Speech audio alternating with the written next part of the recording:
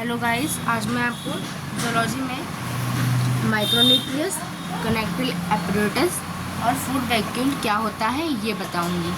ये तीन है इसमें आपको बताऊंगी। जानते हैं micronucleus. It is a small then micronucleus and depressions create on the micronucleus. It is usually spherical with a nuclear membrane with a diploid chromosomes number.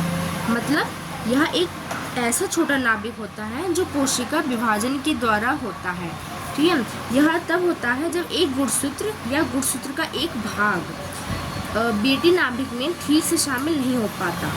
ठीक है, माइक्रोन्यूक्लियस जीनोटैक्सी घटनाओं और गुणसूत्र अस्थिरता का संकेत होता है, जिसे हम माइक्रोन्यूक्लियस कहते हैं। ठीक है, अब दूसरी हेडिंग में आपको बताती हूँ कनेक्टिव एपरेटस। ठीक है, कनेक्टाइल एपरेटस देखिए, in a paramecium unlike amoeba and यूजीनिया there are two contractile vessels fixed in position at anterior and posterior. मतलब यह एक ऐसा तंत्र है जो कोशिकाओं में संकुचन और गति के लिए जिम्मेदार होता है। ठीक है, and connective apparatus include some of the tubes combined in the radial tensed and main contractile vacuoles.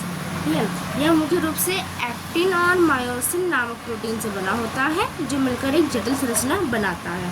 ठीक है, जिसे हम कनेक्टिव एपरेटस बोलते हैं। विस्तार में बोले तो कनेक्टाइल एपरेटस है जिसे संकुचन तंत्र भी कहा जाता है। कोशिकाओं के भीतर एक महत्वपूर्ण संरचना है जो विभिन्न प्रकार की गति और संकुचन प्रक्रियाओं में शामिल होती है। ठीक है, एक्टिन और मायोसिन नामक दो प्रकार के प्रोटीन से बना होता है, जिसे हम ठीक है कनेक्टिव एपरेटस बोलते हैं। ठीक है, फूड बैसिलस। ठीक है, फूड वैक्यूल क्या होता है? Food vacuole is non contractile moving in stream endoplasm through cyclosis different shape and size according to nature are ingesting food. एक फूड वैक्यूल जो होता है वो एक झिल्ली से घेरी हुई थैली होती है।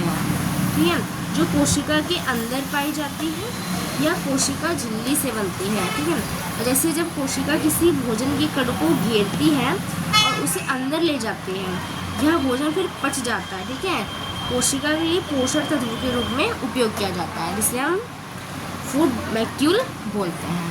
बस।